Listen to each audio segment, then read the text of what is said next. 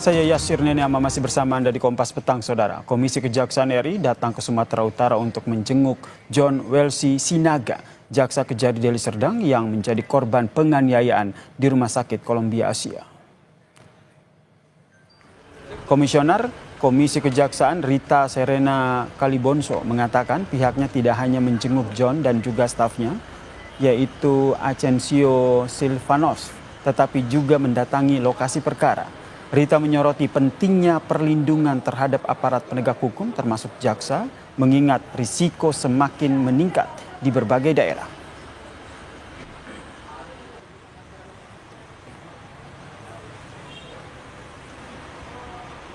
Tahu bahwa yang terakhir ada perpres yang baru saja dalam usia seminggu dikeluarkan, Perpres nomor 66 tahun 2025 tentang pengamanan jaksa. Kelihatan ini menjadi satu hal yang konkret kasusnya, di mana keamanan kerja dari jaksa itu perlu, ya, tidak hanya di dalam kedinasan maupun juga di luar kedinasan.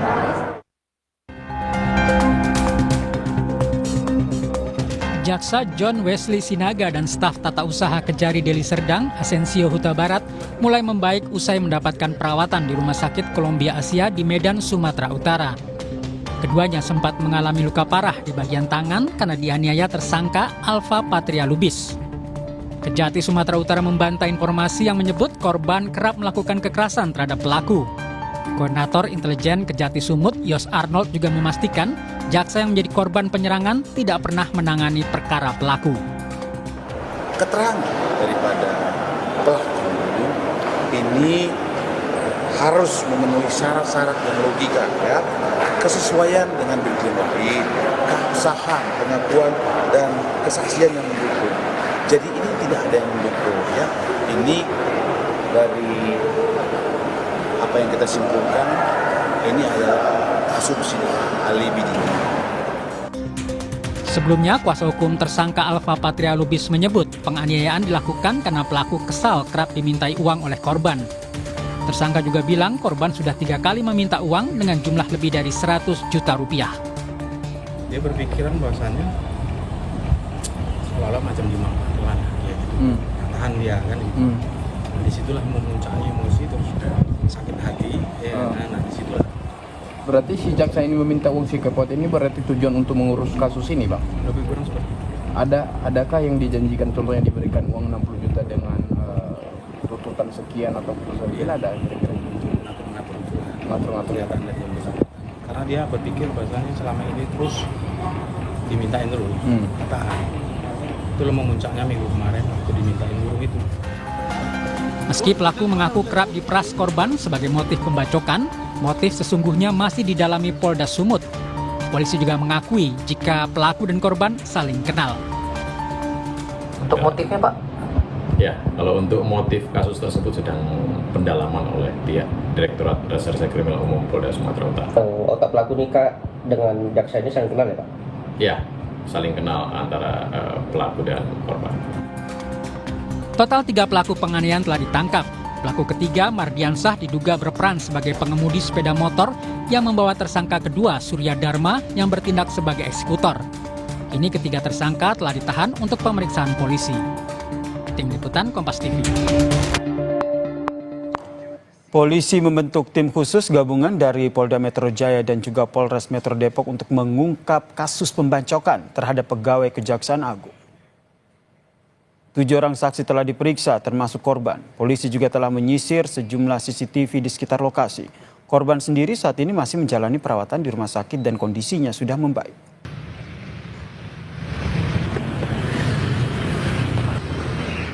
Siapa aja mungkin, Bang? 7 itu pedagang atau orang yang di sekitar TKP, kemudian ada orang yang membantu pada saat pasca peristiwa hingga sampai ke rumah sakit, lalu hari ini bertambah dengan korban sendiri. Kita periksa, kita sisir sampai radius lebih dari 5 km. Untuk di lokasi sendiri belum ada CCTV yang mengcover tempat kejadian perkara. Saudara, dua peristiwa penganiayaan dan penyerangan terhadap jaksa dan pegawai kejaksaan terjadi dalam sepekan terakhir di Serdang Bedagai, Sumatera Utara dan juga di Depok, Jawa Barat. Lalu bagaimana sebetulnya pengamanan terhadap jaksa saat berdinas maupun di luar kedinasan? Kami membahasnya bersama dengan mantan Kapus Penkum Kejagung, Pak Jasman Panjaitan, dan juga Ketua PBAI, Bang Julius Ibrani yang telah bergabung bersama kami di Kompas Petang. Salam sehat Pak Jasman, salam sehat Bang Julius. Salam sehat. Saya ke Pak Jasman dulu. Pak Jasman melihatnya seperti apa nih kasus pembacokan terhadap jaksa di Medan dan juga di Depok yang terjadi dalam sepekan ini? Jadi sebelum saya tanggapi mengenai yang di Medan dan di Depok, saya juga ingin mengingatkan kita bahwa ada jaksa di Poso yang bernama Ferry Silalahi juga dibunuh di sana pada waktu tahun tahun berapa? Kurang lebih tahun 98. Ya, jadi ini bukan suatu hal yang baru di kejaksaan, dan kemudian saya pun pernah merasakan seperti itu waktu saya masih bertugas di Medan dan di Jakarta. Bahkan waktu saya di Medan, itu rumah saya di Perumnas Helvetia Medan hampir dibakar oleh organisasi kepemudaan karena mereka membela orang kaya yang jadi tersangka waktu itu.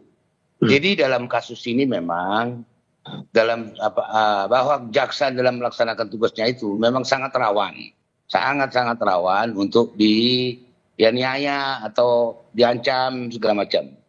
Itu jadi nggak kaget saya kalau melihat. Nggak kaget ya, kan ini bukan pertama kali terjadi, sebelumnya juga pernah terjadi dan termasuk Anda pernah mengalami itu ya. Jadi sebenarnya sebetulnya standar pengamanan terhadap jaksa itu seperti apa? Jadi standar di kejaksaan itu sebenarnya nggak ada. Ya kebetulan juga jaksa itu kan tidak boleh pakai senjata. Jadi ya biasa aja gitu.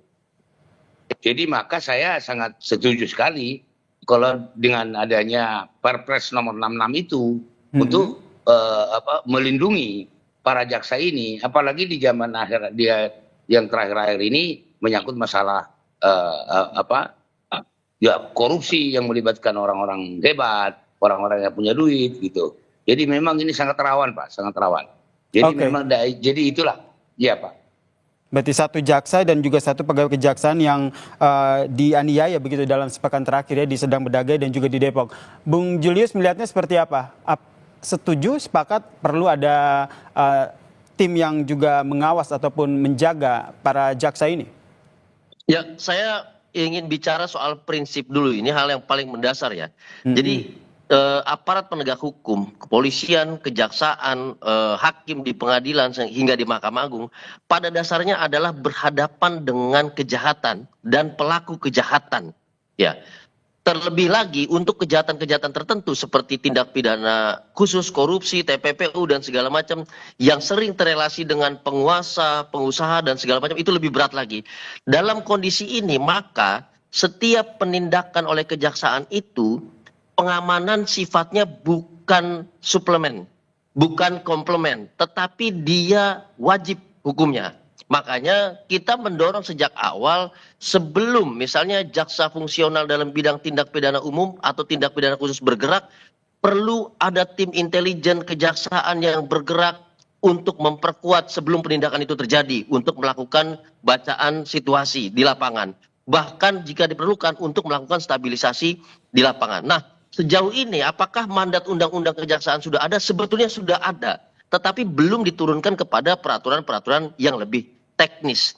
Jadi di dalam posisi itu kita melihat bahwa ada tren begitu bernasnya, begitu beringasnya kejaksaan mulai dari Kejaksaan Agung sampai ke Kejaksaan Negeri dalam memberantas kejahatan utamanya tindak pidana korupsi ini selalu paralel dengan ancaman yang terjadi. Dulu KPK menghadapi hal yang sama. Lembaga penegak hukum yang lain juga menghadapi hal yang sama. Hakim-hakim menghadapi hal yang sama. Tetapi kita selalu memisahkan, kita membagi kompartemen antara penindakannya dengan pengamanannya dan yang lain. Nah, sekarang ini tidak boleh lagi. PBAI sudah mengingatkan berkali-kali. Dalam 3 tahun terakhir, catatan PBAI, peningkatan ancaman terhadap penegak hukum utamanya adalah kejaksaan yang melakukan pengusutan tindak pidana umum dan tindak pidana khusus itu meningkat sampai di atas 60%. Artinya urgensinya ini sudah sangat tinggi. Jadi tidak boleh lagi Jaksa Agung kemudian mengatakan bahwa beban untuk mengamankan dalam setiap pendekatan penindakan kejaksaan itu pada si jaksa fungsional sendiri. Tidak boleh. Harus diiringi dengan kejaksaan di bidang intelijen di situ untuk melakukan bacaan lapangan, stabilisasi lapangan, sehingga tidak terpisah-pisah lagi karena satu kejadian, dua kejadian akan menjadi presiden dan ini yang terungkap di media. Yang ingin saya tekankan ke Bang Julius, banyak apakah menurut Anda ini adalah bentuk teror kepada kejaksaan? Sudah pasti. Tadi kami katakan dalam 3 tahun terakhir intimidasi, teror, serangan sampai pembunuhan terhadap jaksa-jaksa itu terjadi seiring dengan peningkatan kasus-kasus yang terorganisir, kejahatan luar biasa yang ditangani oleh kejaksaan. Jadi ini memang sudah apa ya, konsekuensi logis ketika melawan kejahatan maka akan diserang balik oleh si penjahat. Oleh karena itu nggak boleh dipisahkan lagi antara pengamanan dengan penindakan. Baik, kita berbicara soal standar pengamanan ini yang ingin saya tanyakan kepada Bang Jasman. Sepengalaman Anda, ini standar pengamanan untuk seorang jaksa ketika mengusut kasus ataupun sedang dalam berdinas itu seperti apa? Ya seperti yang tadi saya katakan tadi Pak, nggak ada. Artinya standar pengamanannya secara khusus nggak ada. Seperti tadi yang saya katakan, senpi saja jaksa tidak boleh. Jadi itu satu. Jadi seperti pengalaman saya yang saya sampaikan tadi, waktu saya di Medan dulu, ada ancaman kepada diri saya sendiri dan ke rumah, sampai saya lapor ke Poltabes Medan dan kemudian Kapolda pada waktu itu Pak Kapolda waktu itu langsung memerintahkan untuk melakukan pengawalan gitu. Dan mau tidak mau saya tidak bisa tinggal di rumah. Saya harus pindah-pindah rumah. Juga di Jakarta juga pernah saya alami seperti itu. Jadi saya punya pengalaman tersendiri yang seperti ini gitu. Di samping juga tadi seperti yang saya katakan, ada yang sudah sampai mati, meninggal. Persilalahi di Poso. Itu mati di sana. Jadi menurut Anda apa yang ingin Anda rekomendasikan begitu? Bagaimana pengamanan yang nantinya akan dilakukan? Apakah perlu begitu pengamanan dari eksternal kejaksaan? Seperti TNI yang baru saja punya aturan terkait dengan pengamanan terhadap jaksa. Iya, jadi itu kita sangat sependapat ya, bahwa memang mengingat rawannya seperti yang disampaikan oleh Pak Julius tadi. Kita ini kan menghadapi penjahat-penjahat yang punya duit, punya kekuasaan kan gitu. Apalagi mereka kan bisa bayar organisasi kepemudaan.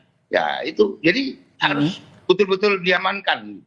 Jadi bukan terlepas daripada bahwa itu apakah itu seolah-olah melanggar hak asasi manusia. Kalau menurut saya, secara pribadi saya tidak sependapat kalau itu melanggar.